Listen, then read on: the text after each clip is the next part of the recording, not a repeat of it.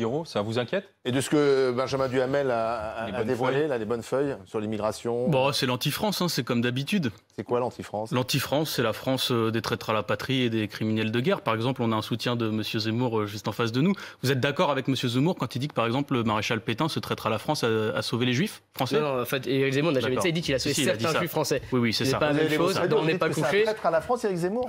Célébrer Pétain, c'est célébrer les traîtres. Mais il célèbre absolument pas Pétain. Vous êtes vous aussi, attendez, parce que je vous avais parlé pendant quelques temps. Vous êtes vous aussi, j'imagine, comme Zemmour, du côté.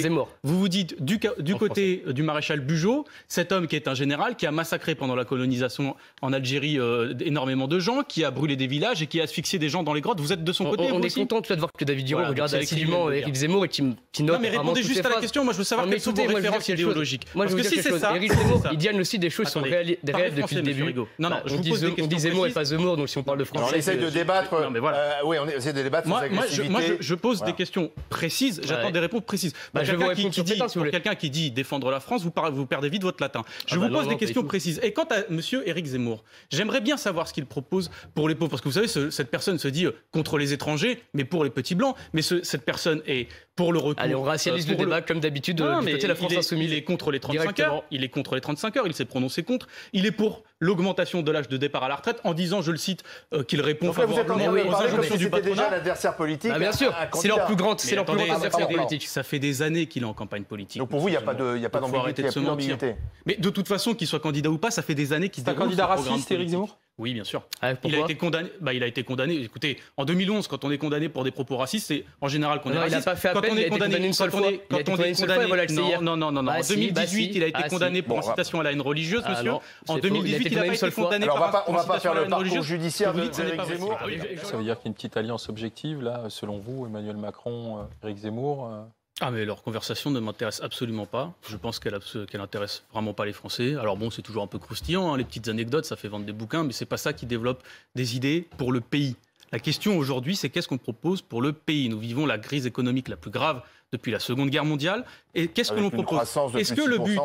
Oui, mais c'est un rattrapage, monsieur, parce que je vous rappelle que l'année dernière, justement, on était bien en dessous, on était en déficit. Baisse.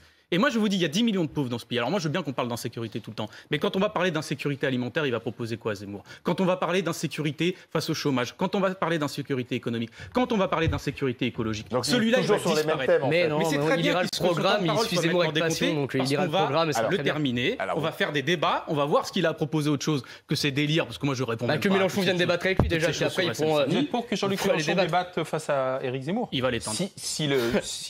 Pour l'instant, il a refusé. Pour l'instant, il se plante, donc... Si jamais il est candidat, oui. Si c'est Jean-Luc Mélenchon qui décidera, mais s'il peut l'éteindre, c'est bien. Alors, c'est un beau terme en plus. On comprend la conception un peu du débat de la France Insoumise. Alors, vous terminer, mais c'est vrai. Parce que vous n'avez rien à proposer. On n'est pas avec vous au niveau des intentions de vote. Il est en campagne depuis 5 ans. Alors, vous parliez du décompte d'Éric Zemmour. Effectivement, il y a la génération Zemmour. On veut empêcher votre champion de parler?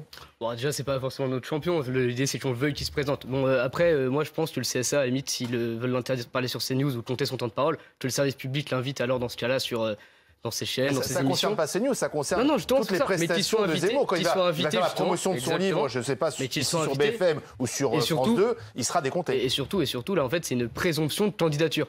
Et que là, on est en train de penser à sa place, on a décidé à sa place s'il était candidat. Alors que, bon, il n'a pas encore fait sûr. Pardonnez-moi, mais quand on vous écoute, quand on sait les parrainages qui sont récoltés, l'équipe qui se forme, un programme quasiment rédigé, il n'y a pas beaucoup de doute. Légalement, juridiquement, c'est peut-être difficile, mais sur le doute politique, il n'existe quasiment plus. Et quand on voit l'affiche, on a vu, il sera candidat. S'il ne se présente pas, et on n'aura pas l'air bête. Guillaume, vous pensez quoi de cette histoire de temps de parole d'Éric Zemmour? Vous avez entendu Françoise Laborde qui dit juridiquement, ça ne tient pas. Mais c'est rigolo, monsieur nous dit, enfin, c'est rigolo à entendre. Monsieur nous dit qu'en gros, c'est scandaleux parce qu'on présume qu'il va se porter candidat, mais vous militez pour qu'il soit candidat, tout en sachant qu'il y a un livre sur son programme et qui fait sa promo, ce monsieur. Donc écoutez, il y a un moment, il faut arrêter de se mentir. La question aujourd'hui, moi je suis pour un conseil de déontologie des médias, je suis pour appliquer à l'ensemble, notamment des chroniqueurs, etc., le fait qu'effectivement il y a un problème, il y a trop de chroniqueurs aujourd'hui qui sont pour moi des militants politiques. De tous les chroniqueurs. Non, pas tous, mais il y a des militants, il y a des militants politiques. Pas ceux de la France Insoumise. Non mais attendez, c'est pas mal, hein. Enfin je veux dire, moi je suis pas contre qu'il y ait des gens qui aient des idées, juste que ça soit décompté dans le temps de parole de manière plus honnête. Éric Zemmour aujourd'hui est un militant politique qui s'organise pour la présidentielle. Je pense que ça suffit pour dire que son temps de parole compte pour les présidentielles. Pardon, sinon on fait quoi? Benjamin Duhamel, le livre sort quand? Le livre sort le 16 septembre avec une tournée qui va commencer dès le lendemain. Il sera à Toulon le 17 pour un salon du livre et le 18 à Nice, là pour le coup, dans une salle qui est réservée par Donc, ce sera un meeting, quoi, et son entourage. Écoutez, c'est Monsieur Jourdain, il fait de la prose sans le savoir. Là, c'est Éric Zemmour qui fait de la politique sans le dire. Ou alors, c'est Richard Virenque de la politique. C'est à l'insu de son plein gré. En réalité, maintenant, il n'y a plus beaucoup de doutes. Quand on vous écoute, Monsieur Rigaud, malgré vos dénégations, quand on voit... oui, Monsieur Rigaud, quand on voit tout ce...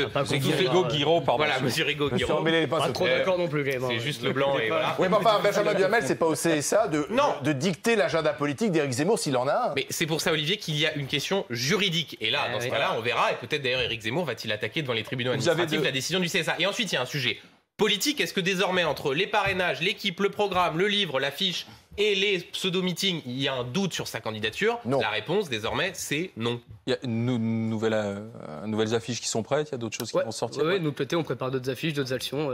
Voilà. On n'est pas candidat. Non, mais il est pas candidat. On prépare des affiches. Quand vous préparez une affiche, vous le rencontrez avant? Vous lui passez un petit coup de fil, on va lancer ça, Éric? On s'est lancé en février, en fin de mars dernier. Mais il a même des multimillionnaires derrière lui. Il y a des Charles Gave, bien sûr. Mais Monsieur Gave, par exemple, il y a un papier de vos confrères de Libération il n'y a pas longtemps. Alors lui, son modèle, c'est Thatcher et Trump. Ça vous en dit long, l'invasion du Capitole, etc. C'est bien, on n'est pas dans le cliché avec la France insoumise. Vous pouvoir débattre avec Éric Zemmour. Mais non, il veut pas. Il veut pas. Il veut pas débattre. Moi qui vais débattre avec Éric Zemmour. Je suis pas candidat à la présidentielle.